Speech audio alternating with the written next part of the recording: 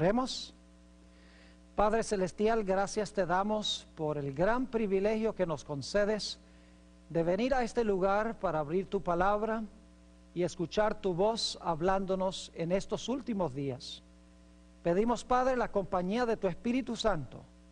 Danos entendimiento para que podamos comprender las grandes cosas de tu palabra. Y te damos gracias por escuchar nuestra oración, porque te lo pedimos en el nombre de Jesús. Amén. En nuestro estudio de hoy vamos a analizar 2 profetas y 2 libros. Ahora les voy a decir quién es el primer profeta y cuál es su libro, pero no les voy a decir sino hasta la segunda parte de nuestro tema, quién es el segundo profeta y su libro. El primer profeta es Juan el apóstol, y el libro al cual me refiero no es el Evangelio según San Juan, sino el libro de Apocalipsis. Ahora quisiera poder leer todos los versículos, pero no vamos a poder leerlos todos por la premura del tiempo, así que solamente les voy a dar algunas características en cuanto a Juan y su libro, y les voy a dar las referencias bíblicas para que puedan entonces buscar estas referencias. Lo primero que quiero mencionar es que el apóstol Juan tuvo el testimonio de Jesucristo.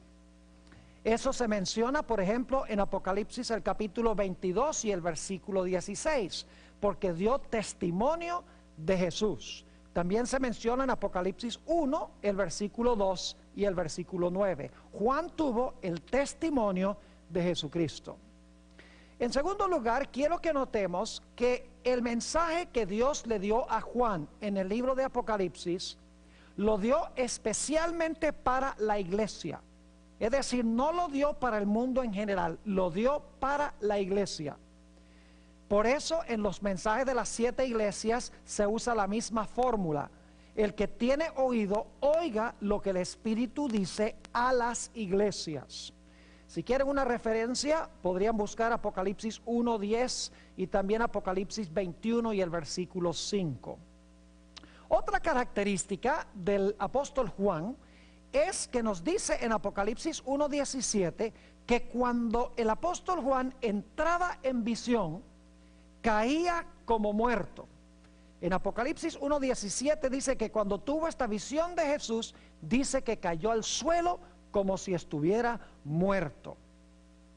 Otra característica muy importante en cuanto a Juan, el escritor del libro de Apocalipsis, es que más de 40 veces en su libro, en el libro de Apocalipsis, que tiene 22 capítulos, él usa expresiones tales como vi y oí. Es decir, él está presenciando lo que Dios le está mostrando en visión. Por eso más de 40 veces usa la expresión vi o la expresión oí. La próxima característica que quiero que notemos en cuanto al apóstol Juan, cuando escribió el libro de Apocalipsis, es que obviamente su libro fue inspirado por el Espíritu Santo. En 2 de Pedro, el capítulo 1 y el versículo 20 y 21 dice que santos hombres de Dios hablaron siendo inspirados por el Espíritu Santo. Pero al examinar el libro de Apocalipsis notamos que el mensaje fue inspirado por el Espíritu Santo, pero le fue impartido directamente a Juan por medio de un ángel. Ustedes pueden notar eso en Apocalipsis 1 y el versículo 1 al 3 y también Apocalipsis 22:6. Dice que el Espíritu Santo inspiró el libro, pero fue un ángel el que le entregó el mensaje directamente a Juan.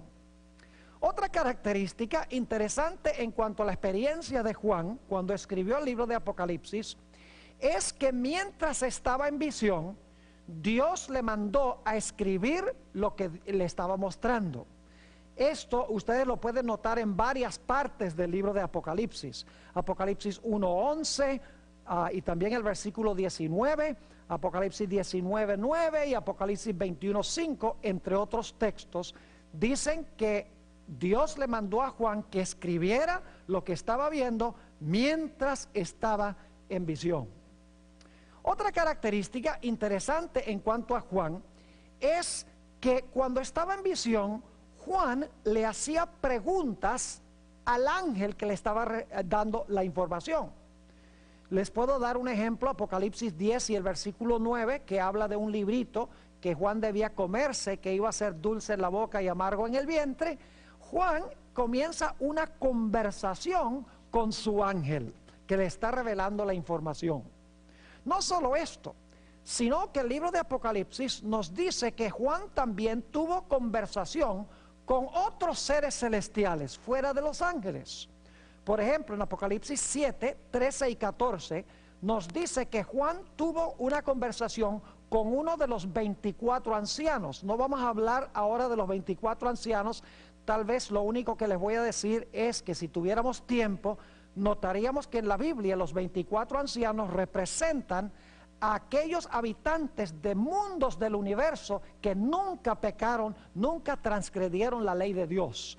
Es interesante que Juan habló no solamente con el ángel que le revelaba la información, sino que habló también con uno de los 24 ancianos, otro ser celestial.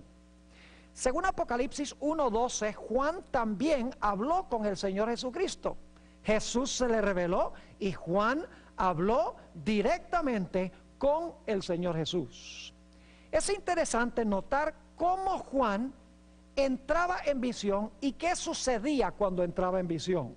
Quiero leer de Apocalipsis 21 y el versículo 9 y 10, la experiencia de Juan. La Biblia nos dice que cuando entraba en visión, el ángel de él llevaba su mente a lugares lejanos. Inclusive aquí vamos a encontrar que el ángel llevó al apóstol Juan a ver la nueva Jerusalén en el cielo. Es decir, aunque el cuerpo de Juan estaba en la tierra, en su mente el ángel lo transportó, lo trasladó a la ciudad celestial. Note lo que dice Apocalipsis 21 y el versículo 9 y 10. Dice: vino entonces a mí uno de los 7 ángeles que tenía las 7 copas llenas de las 7 plagas postreras, y habló conmigo diciendo: ven acá, yo te mostraré la desposada, la esposa del Cordero. Versículo 10: y me llevó en el espíritu a un monte grande y alto. Noten que el espíritu, que es el ángel, según dice el versículo 9, lo lleva a un monte grande y alto y le mostró la gran ciudad santa de Jerusalén, que descendía del cielo de Dios. Es decir, Dios transportaba a través de su ángel a Juan en su mente a lugares lejanos, aunque él estaba físicamente en la tierra. Y esto sucede varias veces en Apocalipsis. Les doy otras referencias: Apocalipsis 1:10, Apocalipsis 4:2, Apocalipsis 17, versículo 1 y el versículo 3. Son ejemplos de cómo Juan, aunque se quedaba en la tierra físicamente, su mente era transportada a lugares lejanos. Otra característica de Juan cuando estaba en visión real, que le parecía que estaba allí. Le sucedió más o menos lo que pasó con el apóstol San Pablo en 2 de Corintios, el capítulo 12 y el versículo 2 al 4, donde habla de un hombre que él conoció, que fue transportado al tercer cielo, que es el lugar donde vive Dios, y dice que no sabe si fue transportado allá en el cuerpo o si fue transportado allá fuera del cuerpo. Lo que quiere decir es que no sabe si ese personaje fue llevado al cielo físicamente o si solamente fue llevado en su mente al cielo. En Apocalipsis las escenas que ve Juan son tan reales que él cree que está allí participando de lo que él está viendo. Varias veces en el libro de Apocalipsis encontramos a Juan luchando por conseguir palabras para describir lo que está viendo. Por ejemplo, si ustedes leen Apocalipsis 15:2 y también Apocalipsis 21 y varios versículos, versículo 10, versículo 11, versículo 18 y el versículo 21, vemos que Juan está luchando por conseguir terminología, por conseguir palabras para describir lo que él está viendo, porque él está viendo escenas celestiales y no hay nada en la tierra con que comparar esto. Ahora hablemos un poco de las fuentes literarias de Juan, es decir, de dónde adquirió Juan la información que incorporó en su libro. La respuesta es que Juan adquirió material para su libro de 3 diferentes fuentes. Muchas personas creen que Juan recibió todo directamente de visiones y de sueños, Pero en realidad el libro de Apocalipsis demuestra que Juan recibió su información a través del Espíritu Santo de tres fuentes. En primer lugar, él recibió o usó mucha información de otras fuentes inspiradas. Por ejemplo, hay más de 600 referencias en Apocalipsis a los libros del Antiguo Testamento. Es decir, usó frases, usó oraciones, usó inclusive capítulos enteros en el libro de Apocalipsis que vienen directamente del Antiguo Testamento. Si ustedes quieren notar algunos ejemplos, Apocalipsis 14:7, donde está el mensaje del primer ángel, dice: teme a Dios, dale gloria, porque la hora de su juicio ha llegado. Adorad a aquel que hizo el cielo, la tierra, el mar y las fuentes de las aguas. Esa cita viene del cuarto mandamiento de Éxodo 20 y el versículo 11. Hay muchos otros ejemplos en el libro de Apocalipsis a donde frases, oraciones y palabras vienen de libros del Antiguo Testamento. Pero en segundo lugar, encontramos que Juan tomó prestado también material de otros libros de su época. No libros de la Biblia, sino libros que estaban en el territorio donde él vivía en aquella época. Algunas personas se molestan, por ejemplo, cuando descubren que el libro de Apocalipsis tiene algunas frases que vienen de algunos libros que no forman parte de la Biblia. Por ejemplo, hay algunos versículos que están en Apocalipsis que vienen del libro de Enoc o el libro de Tobías, que son libros pseudoepígrafos del Antiguo Testamento o del periodo intertestamental. Sencillamente Dios le dio autorización a Juan para que Juan tomara esas frases, esas oraciones, esos conceptos de esos libros y que los incorporara como lenguaje inspirado dentro de su libro. Les voy a dar un par de ejemplos para que vean cómo el apóstol Juan usó información de otras fuentes fuera de la Biblia. En el libro de Enoc, capítulo 40 y el versículo 1, dice esto: después de esto miré y vi a miles de miles y a 10,000 por 10,000. Esa frase se usa en Apocalipsis 5:11. Y vi una multitud que no se podía contar ni calcular, que estaba delante del Señor de los Espíritus. Esta es una referencia que se encuentra en Apocalipsis el capítulo 7 y el versículo 9, y se encuentra también en Apocalipsis 5 y el versículo 11, a donde se usa la frase miles de miles y 10,000 por 10,000. Es decir, Dios permitió que Juan empleara el lenguaje de otros libros que no formaban parte del canon del Antiguo Testamento, porque Dios sabía que esas frases, esas oraciones eran de confianza y Juan las podía incorporar directamente en su libro. Tal vez uno o dos ejemplos más. Dice en el libro de Enoc, el capítulo 100 y el versículo 3: y el caballo andará hasta el pecho en la sangre de los pecadores. Si ustedes leen Apocalipsis 14 y el versículo 20, van a encontrar que los caballos están cabalgando en medio de sangre y la sangre llega hasta los frenillos de los caballos. Es un lenguaje muy semejante el que se encuentra en Enoc y el que se encuentra en Apocalipsis 14 y el versículo 20. Un ejemplo más, dice en el libro de Tobías, capítulo 3 y el versículo 16 y 17, Jerusalén será edificada con zafiros y esmeraldas, y sus muros con piedras preciosas, y sus torres, y con oro puro. Las calles de Jerusalén serán pavimentadas con berilo y rubíes, y con la piedra de Ofir. La piedra de Ofir es oro. Fíjense que antes de que Apocalipsis dijera que la calle de la ciudad era de oro, el libro de Tobías mencionaba que la ciudad iba a tener piedras preciosas e iba a tener una calle de oro. Dios sencillamente permitió que Juan tomara el lenguaje de ese libro y lo incorporara como parte del registro inspirado del libro de Apocalipsis.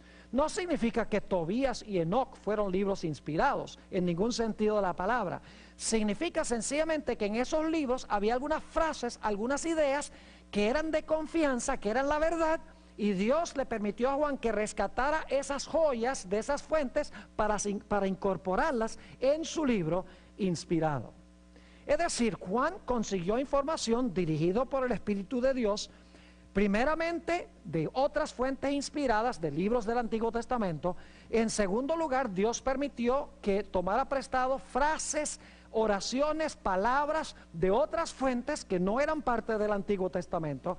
Y en tercer lugar, Dios le dio a Juan información directa en visiones que no estaban ni en el Antiguo Testamento ni se encontraban en ningún otro libro. Es decir, Dios le dio también a Juan material fresco, material nuevo que no se encontraba en ninguna otra fuente. Es decir, que el Espíritu Santo usó tres fuentes para el libro de Apocalipsis. Uno, le dijo a Juan que usara ciertas partes del Antiguo Testamento. Dos, y en tercer lugar, Dios le dio también material directamente de visiones y de sueños que recibió. Ahora hablemos un poquito de la ética literaria de Juan. Es decir, hablemos de las costumbres que usó Juan al incorporar su material, especialmente el material que tomó prestado de otras fuentes, a su libro.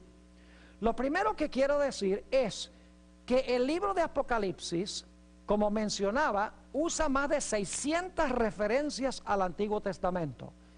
Usa también referencias de otros libros, palabras y frases de otros libros.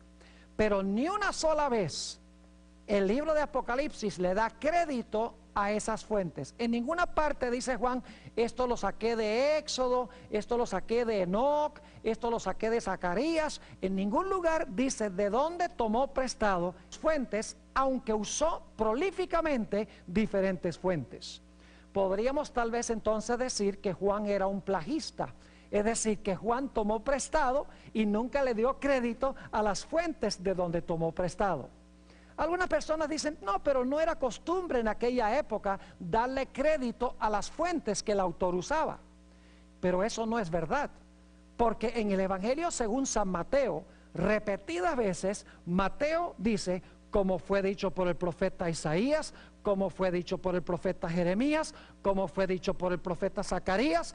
Es decir, Mateo le da crédito cuidadoso a los lugares de donde él adquiere su material. Pero Juan en su libro toma prestado de otras fuentes, toma prestado de libros del Antiguo Testamento, de otras obras literarias de su época, y nunca le da crédito a ninguna de sus fuentes. Es interesante notar que aunque Juan toma su libro, es una obra literaria completamente nueva. Lo importante no es que toma material prestado de otras fuentes, sino lo importante es la forma como él organiza el material que él tomó de otras fuentes. Es decir, lo importante es cómo él toma todos esos pedazos de información y los incorpora en su libro. No tenemos tiempo de demostrarlo, pero en realidad el libro de Apocalipsis sigue el orden del santuario hebreo del Antiguo Testamento. El libro comienza en el atrio, luego se mueve al lugar santo y luego se mueve al lugar santísimo, luego se cierra la puerta del lugar santísimo, caen las plagas y entonces viene Jesús a bendecir a su pueblo. Es decir, sigue el mismo orden del santuario como se encontraba en el Antiguo Testamento.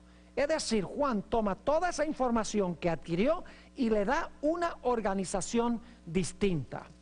Tal vez les puedo dar un ejemplo para que podamos entender un poquito mejor cómo fue que Juan usó que tomó prestado. Quiero que se imaginen que va un constructor a Home Depot, que es un lugar donde se consiguen materiales de construcción. En realidad, imaginemos que va un constructor y luego el siguiente día va otro constructor al mismo almacén. Los dos van a construir una casa. Y van y compran madera, compran clavos, compran tejas, compran cables eléctricos, compran lámparas, compran concreto, arena, baldosas. Es decir, los dos van y compran de los mismos materiales. Pero lo interesante es que cuando ellos usan esos materiales para construir sus casas, cuando terminan, las casas son completamente distintas una de la otra.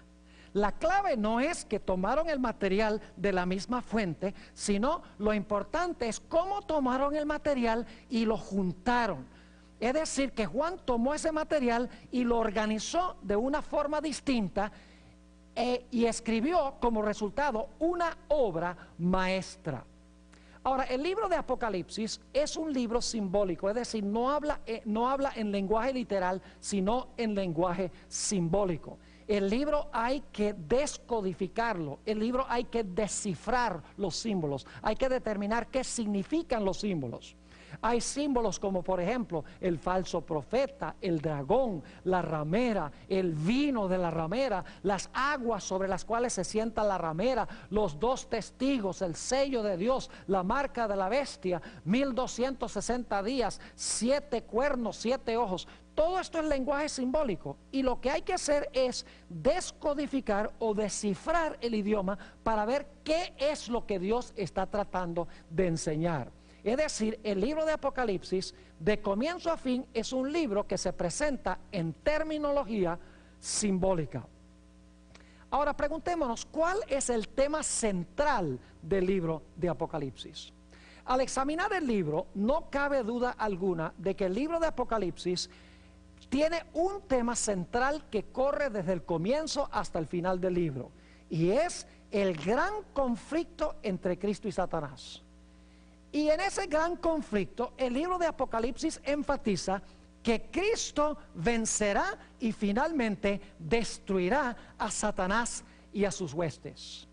Por ejemplo, en Apocalipsis el capítulo 12, solamente como un ejemplo de los muchos que podríamos usar, encontramos la batalla de Satanás en primer lugar contra una mujer que tiene un niño en su vientre, es decir, quiere destruir al niño cuando nazca. Se le escapa al niño, que resulta ser Jesús, es arrebatado a Dios y a su trono. Y luego entonces nos dice que Satanás se lanza contra la mujer que trajo a este mundo, al niño.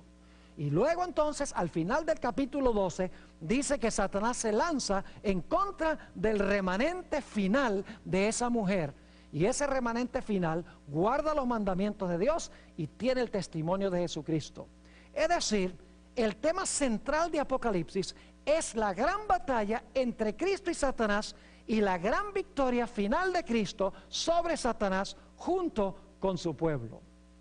Ahora necesitamos tratar una o dos cosas más en cuanto a este primer profeta y su libro antes de pasar a hablar del segundo profeta. El libro de Apocalipsis, como mencionaba, es un libro cuidadosamente organizado. Consta de 2 mitades con un centro muy especial. La primera mitad del libro de Apocalipsis es de énfasis histórico, es decir, el énfasis está sobre la historia de la iglesia desde los tiempos apostólicos hasta el tiempo del fin. La primera mitad de Apocalipsis tiene 7 iglesias, 7 sellos y 7 trompetas. Las 7 iglesias, los 7 sellos y las 7 trompetas cubren el mismo periodo de tiempo desde los tiempos apostólicos hasta el final de la historia, pero cada serie presenta la historia desde una perspectiva un poco diferente. Es decir, que la primera mitad de Apocalipsis, desde el capítulo 1 hasta el capítulo 9, presenta énfasis histórico.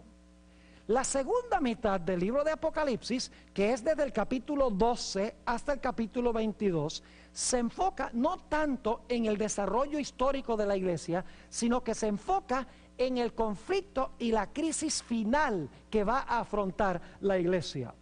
Por ejemplo, la última parte del libro de Apocalipsis tiene que ver con el levantamiento del dragón, el levantamiento de la bestia, el levantamiento del falso profeta, los mensajes de los 3 ángeles que van a ir a todo el mundo, el cierre de la puerta de la gracia en el capítulo 15, las plagas y el tiempo de angustia, la segunda venida del Señor Jesucristo, el milenio y luego el cielo nuevo y la tierra nueva. Es decir, que la última mitad del libro de Apocalipsis es de énfasis casi totalmente profético, se enfoca en eventos del tiempo del fin. Es decir, que Apocalipsis tiene estas dos mitades. La primera mitad de énfasis de la historia de la iglesia y la segunda mitad enfocándose especialmente en los eventos finales. En el centro del libro de Apocalipsis se encuentran dos capítulos muy importantes: el capítulo 10 y el capítulo 11. Estos capítulos forman el corazón del libro. El capítulo 10 habla de un librito que Dios le manda a Juan que se coma. Dice que ese libro, cuando se lo coma, va a ser dulce en la boca, pero cuando llegue al vientre va a ser amargo en su vientre. Y dice que Juan se come el libro, es dulce en la boca y amargo en el vientre. Después de ese episodio, Dios le dice a Juan: es necesario que vayas y profetices de nuevo. El capítulo 11 tiene un énfasis muy especial y es sobre el juicio que inicia en el libro de Apocalipsis. Por eso, en la conclusión de Apocalipsis 11:19, Juan ve el templo abierto y se ve en el templo el arca del pacto. Saben que el arca del pacto se veía cuando empezaba el gran juicio en el pueblo de Israel, lo que se conoce como el gran día de expiación. Es decir, que en el centro de Apocalipsis tenemos dos aspectos muy importantes. Tenemos el librito, que resulta ser el libro de Daniel, especialmente Daniel 8:14, un mensaje que es dulce en la boca, pero amargo en el vientre. Y luego tenemos en el capítulo 11 el comienzo del juicio en el cielo, en el lugar santísimo, a donde se encuentra el arca del pacto. Un detalle más en cuanto a este magnífico libro de Apocalipsis. Resulta que sabemos a través de la historia eclesiástica que Satanás procuró matar a Juan antes que Juan escribiera el libro de Apocalipsis. Y ustedes dicen, ¿cómo sabemos eso? Sencillamente porque uno de los padres eclesiásticos con el nombre de Tertuliano relata que en los tiempos del emperador romano Domiciano, Juan fue echado en un caldero de aceite hirviente porque quería matarlo.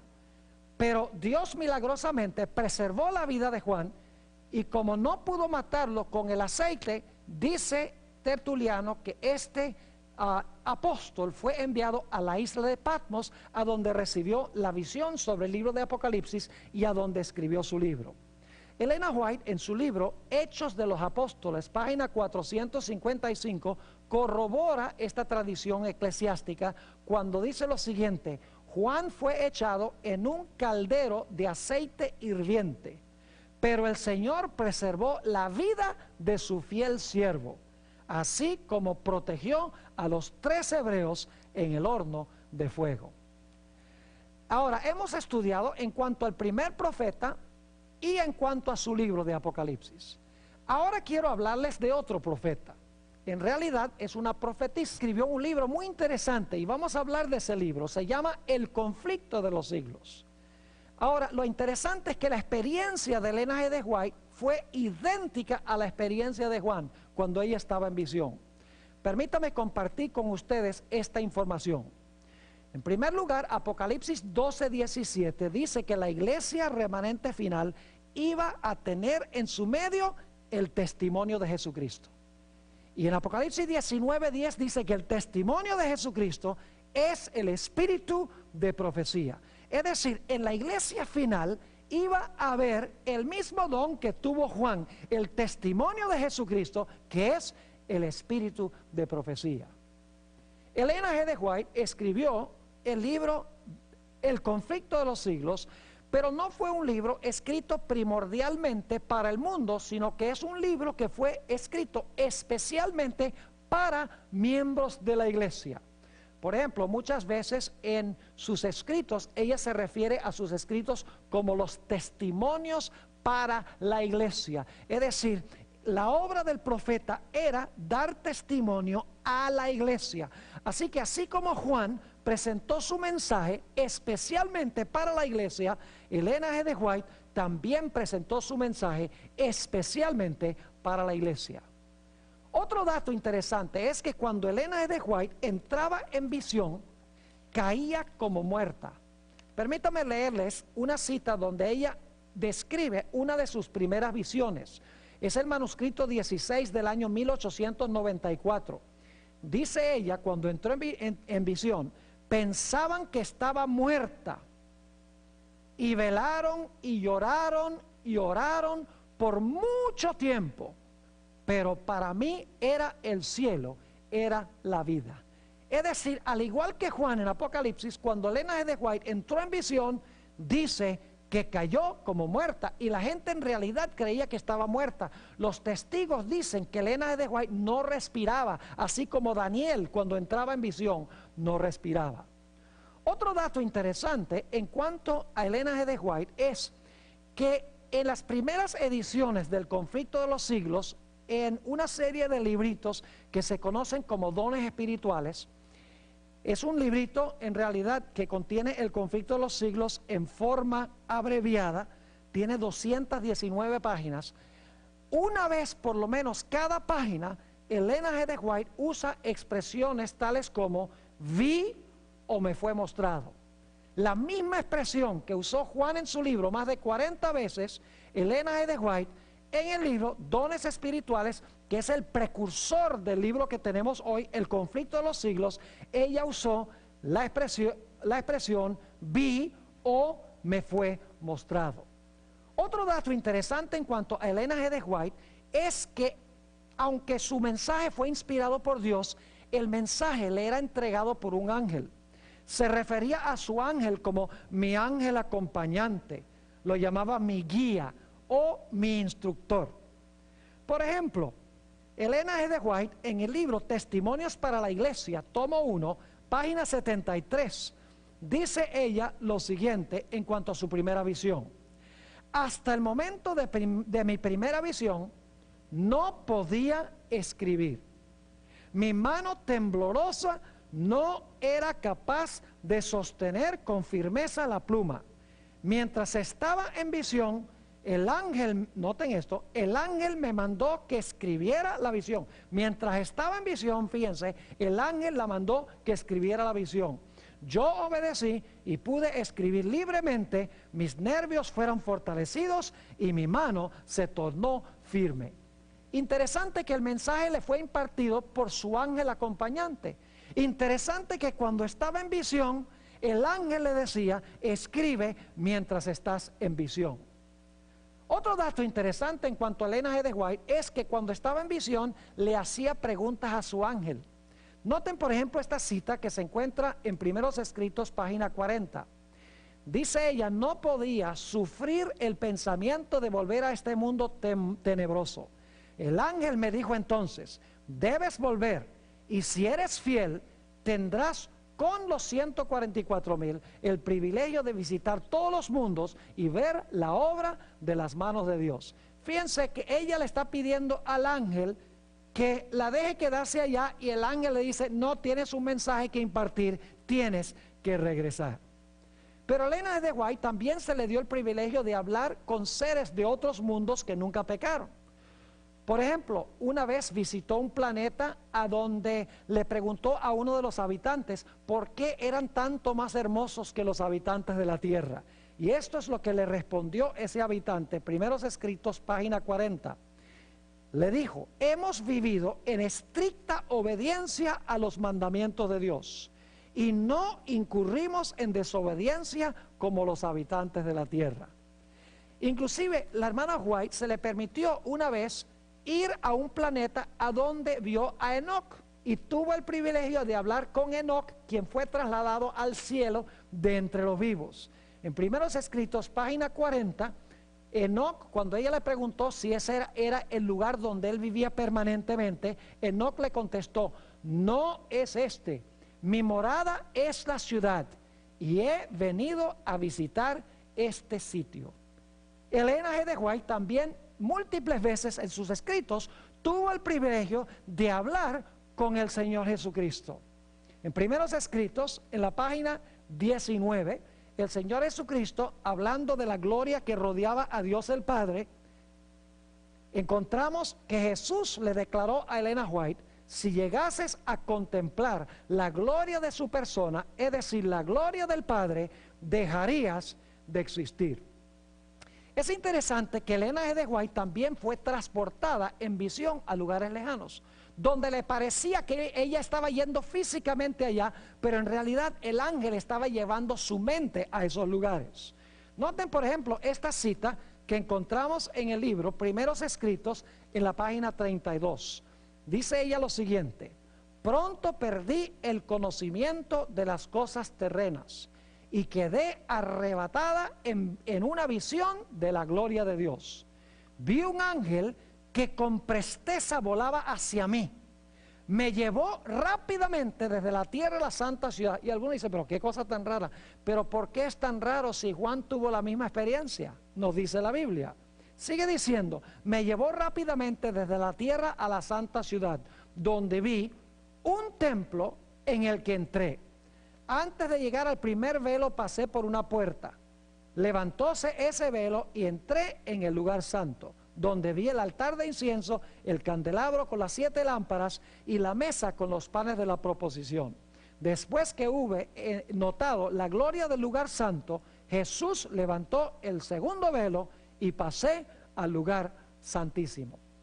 Es decir, que ella describe aquí que el ángel la arrebató y la llevó en visión a un lugar lejano, un lugar diferente de donde ella se encontraba físicamente. Dice que las cosas terrenas quedaron atrás. Una de las visiones interesantes que tuvo Elena G. de White fue la famosa visión del tren. Se encuentra relatada en Mensajes Selectos, tomo 1 y la página 41. En realidad aquí se halla también descrito cómo es que Elena G. de White experimentaba las cosas cuando estaba en visión. Dice allí: puesto que se han hecho frecuentemente preguntas en cuanto al estado en que estoy durante la visión y después que salgo de ella, diré que cuando el Señor cree oportuno darme una visión, soy llevada a la presencia de Jesús y de los ángeles y estoy completamente perdida en cuanto a las cosas terrenales. No puedo ver más allá de lo que los ángeles me enseñan. Mi atención con frecuencia es dirigida a escenas que suceden en la tierra. Fíjense que ella describe que era llevada en visión al cielo y se perdía en lo que respecta a las cosas terrenales. Y quiero decirles que decenas de testigos que la vieron en visión la examinaron mientras estaba en visión. La visión más larga de ella duró 4 horas. Y los testigos dicen que ella durante esas 4 horas en realidad no respiró ni una sola vez. Le tapaban la nariz, le ponían un espejo cerca de la boca para ver si el espejo se empañaba, la pellizcaban para ver si sentía algún dolor y nada. Es como si su cuerpo estuviera aquí y su mente estuviese en otro sitio igualito que Juan. Ahora, Elena G. de White también luchó por conseguir palabras para describir lo que Dios le mostró. Por ejemplo, en Primeros Escritos, la página 19, ella dice: no me es posible describir las maravillas que vi, porque está hablando de lo que vio en el cielo. Oh, si yo supiera el idioma de Canaán, entonces podría contar algo de la gloria del mundo mejor. En la página 289 dice ella: las palabras son demasiado pobres para intentar una descripción del cielo. Siempre que se vuelve a presentar ante mi visión, el espectáculo me anonada de admiración. Arrobada por el insuperable esplendor y la excelsa gloria, dejo caer la pluma exclamando: ¡oh, qué amor, qué maravilloso amor! El lenguaje más exaltado no bastaría para describir la gloria del cielo ni las incomparables profundidades del amor del Salvador. Igual que Juan, ella luchó por conseguir palabras humanas para describir lo que Dios le estaba mostrando. Ahora, hablemos de las fuentes literarias de Elena G. de White, es decir, ¿de dónde adquirió Elena G. de White su información? Cuando leemos con cuidado el libro El conflicto de los siglos, que es el libro del cual estamos hablando especialmente, ella notamos que adquirió mucha información de libros del Antiguo y del Nuevo Testamento. Es decir, tiene muchas citas de muchos libros del Antiguo y del Nuevo Testamento. Es decir, ella adquirió mucho de su material de otras fuentes inspiradas de autores que escribieron antes que ella. Pero también los que han leído el libro El Conflicto de los Siglos han notado que ella usa también material de otros autores que no podríamos decir que fueron inspirados. Por ejemplo, ella usa la historia eclesiástica de D'Aubigné, usa también la historia eclesiástica de un autor con el apellido Wiley, usó material escrito por algunos pioneros de la iglesia adventista, como J.N. Andrews, Jaime White y Uriah Smith. Es decir, ella usó lenguaje, citas de otros autores, igual que Juan también usó citas de otros autores. Dios sencillamente dirigió la mente de ella para que ella pudiera conseguir la información en otras fuentes que era de confianza, y Dios le dio permiso para usar esta información e incorporarla en su libro. Es decir, que Elena G. de White usa otras fuentes inspiradas, citas del Antiguo y el Nuevo Testamento. En segundo lugar, usa material de otros autores que Dios le dijo, esto es de confianza, puedes usarlo. Y en tercer lugar, Elena G. de White presenta en El Conflicto de los Siglos mucho material que no se consigue en ninguna otra parte. Es decir, es material que Dios le dio solo a ella directamente en visiones y en sueños. Por ejemplo, si ustedes leen los capítulos, la liberación del pueblo de Dios, la desolación de la tierra y el fin del conflicto, en el libro El Conflicto de los Siglos, van a descubrir que prácticamente todo el material que ella usa en esos capítulos, ella recibió esa información directamente de sueños y de visiones. Es decir, el libro El Conflicto de los Siglos consta de las mismas fuentes que el libro de Apocalipsis. En primer lugar, uso de otras fuentes inspiradas que fueron escritas antes. En segundo lugar, obras o material de otros autores no inspirados, pero Dios le dijo a Elena G. de White, usa ese material porque es de confianza, lo puedes incorporar. Y en tercer lugar, material fresco, nuevo, que ella recibió en visiones y en sueños. Ahora hablemos un poco de la ética literaria de Elena G. de White. ¿Cómo eran sus costumbres literarias? En sus obras originales, porque El Conflicto de los Siglos que tenemos hoy tuvo un proceso de desarrollo. Primero se llamó Dones Espirituales, luego después se llamó Espíritu de Profecía, tomo 4, y luego entonces El Conflicto de los Siglos plenamente desarrollado que tenemos hoy. En las primeras ediciones del Conflicto de los Siglos, es decir, en Dones Espirituales y en el tomo 4 de Espíritu de Profecía, Elena G. de White no le dio ningún crédito a ninguna de las fuentes que ella usó. Nunca citó de dónde venía del Antiguo o del Nuevo Testamento, nunca dijo de dónde vino el material de otros autores. En El Conflicto de los Siglos que tenemos hoy en día, ya la gente le había dicho, es mejor que incorpores los versículos de la Biblia e incorpores de dónde estás adquiriendo el material, y entonces ella incluyó las referencias bíblicas y también incluyó las referencias de los otros libros que ella empleaba. Pero en las primeras ediciones, ella, como Juan, no usó ninguna referencia de dónde estaba adquiriendo el material. Ahora, Elena G. de White no estaba tratando de ocultar de dónde había adquirido ese material. Algunos la acusan de plagio, dicen, la hermana White usó citas de otros autores y nunca les dio crédito. Bueno, tendríamos que decir entonces que Juan el apóstol también fue un plagista, porque usó montones de material de otros autores y nunca les dio crédito tampoco. El hecho es que la hermana White nunca hizo esto, ni lo escondió. No dijo, yo voy a tomar prestado, ojalá que nadie me descubra. Nunca fue así. Ella anunció públicamente que en El Conflicto de los Siglos ella estaba usando material de otras fuentes. Por ejemplo, en El Conflicto de los Siglos, la página 14, ella dice lo siguiente: en algunos casos, cuando he encontrado que un historiador había reunido los hechos y presentado en pocas líneas un claro conjunto del asunto, es decir, del asunto que ella había visto, o agrupado los detalles en forma conveniente, he reproducido sus palabras. no tanto para citar a esos escritores como autoridades, sino porque sus palabras resumían adecuadamente el asunto.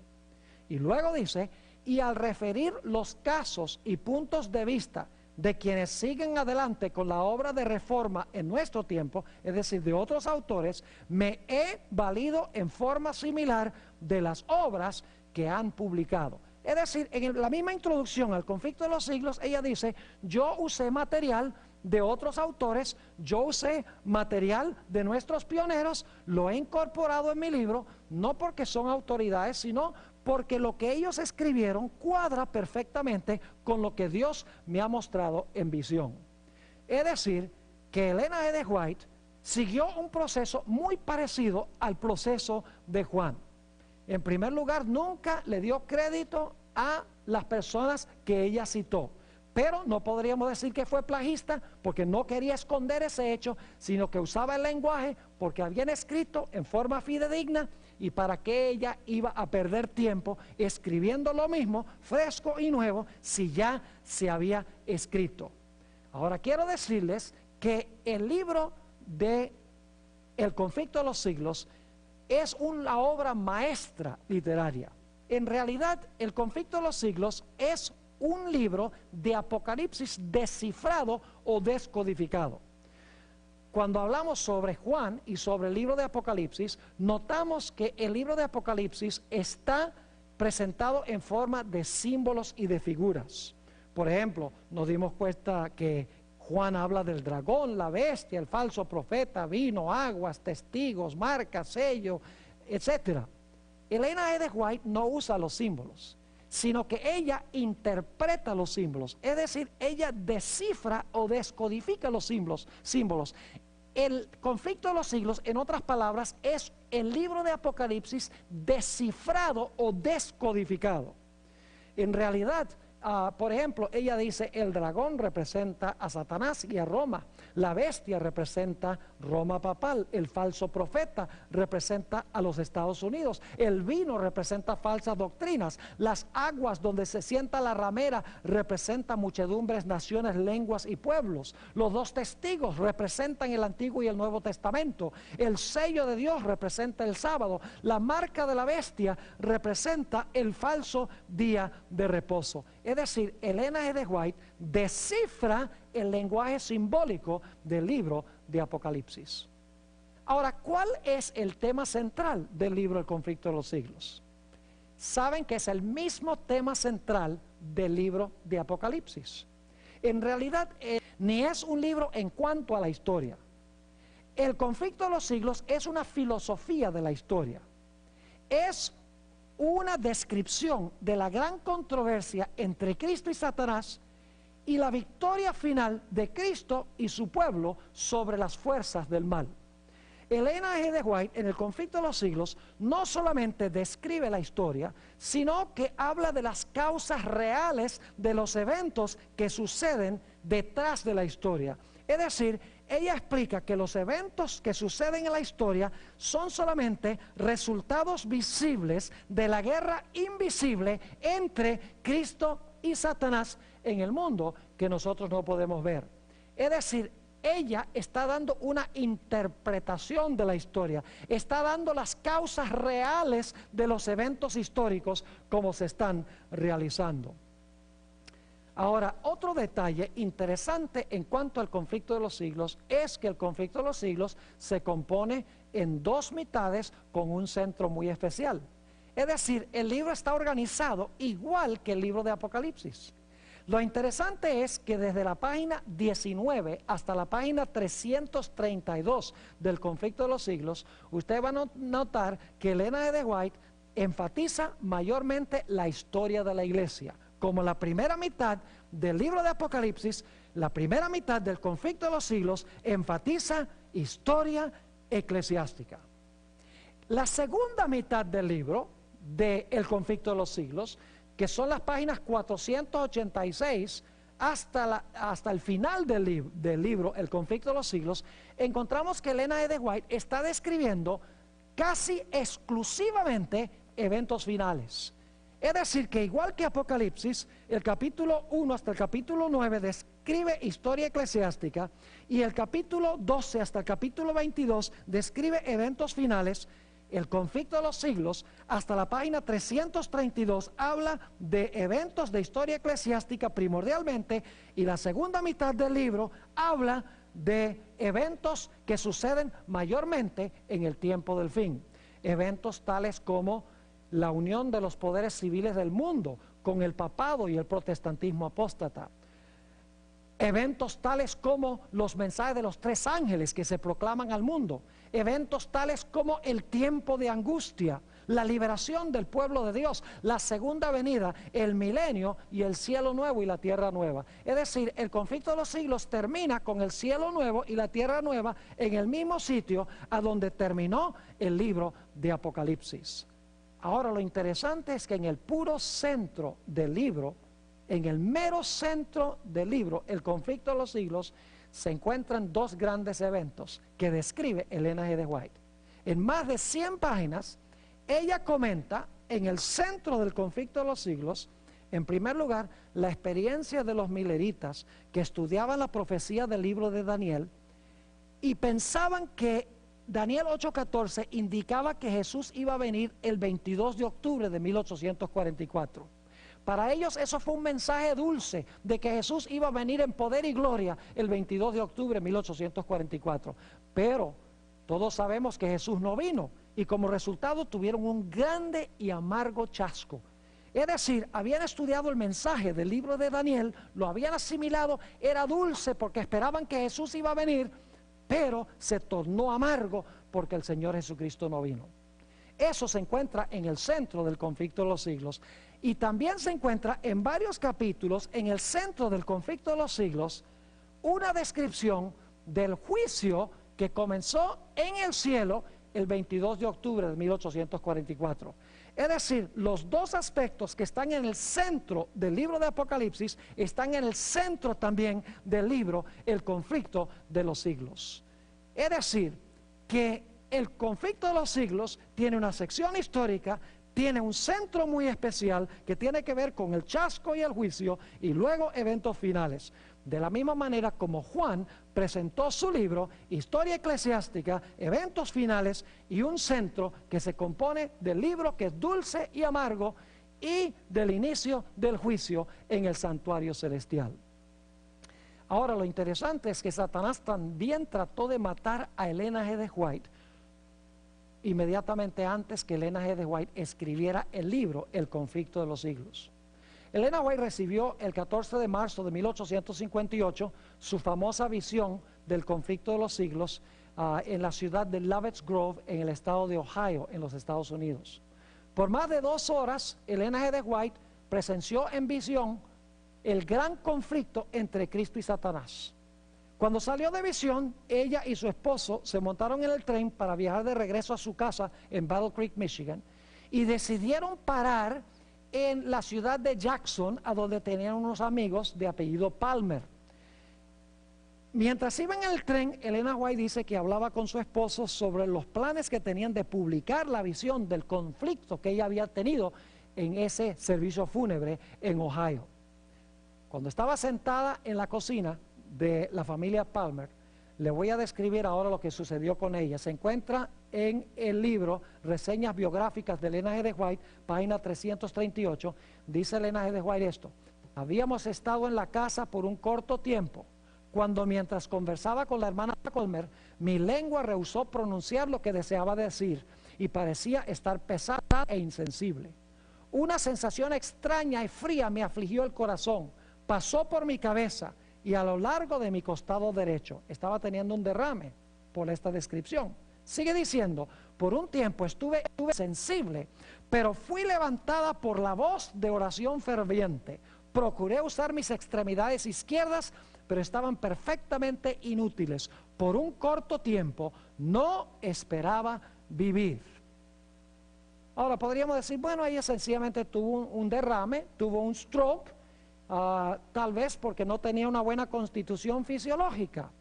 Pero en realidad, unos pocos meses después, encontramos que Dios le reveló a ella lo que había pasado en la ciudad de Jackson. En el mismo libro, Reseñas biográficas de Elena G. de White, página 339, explica ella había ido a la casa de una hermana Hutchins, porque la hermana estaba enferma y le habían pedido que fuera para orar con ella. Dice ella lo siguiente: mientras estaba orando por ella, el poder de Dios reposó sobre todos, y al caer sobre mí, fui arrebatada en visión. Es decir, cuando el Espíritu y el poder de Dios cayeron sobre ella, fue arrebatada en visión. En esa visión se me mostró que el ataque repentino que tuve en Jackson era la intención de Satanás quitarme la vida a fin de impedir la obra que iba a escribir. Pero los ángeles de Dios fueron enviados para rescatarme. También vi, entre otras cosas, que iba a ser bendecida con mejor salud que la que tenía antes del ataque en Jackson. Es decir, Satanás procuró matar a Elena G. de White para que no pudiera escribir este magnífico libro, El conflicto de los siglos. En cortas cuentas, mis queridos amigos, este libro explica las profecías de una forma que todo el mundo necesita comprender. El libro El conflicto de los siglos es una explicación del libro de Apocalipsis, una amplificación del libro de Apocalipsis, detalle por detalle, ya no en forma simbólica, sino en un lenguaje claro que todos pueden comprender. Por esa razón, el diablo quería impedir que se escribiera este libro, porque el diablo odia este libro porque muestra y revela sus artimañas y sus estrategias en estos últimos días. Si usted desea recibir un ejemplar, puede escribirnos a la dirección que aparece en pantalla al final de esta presentación.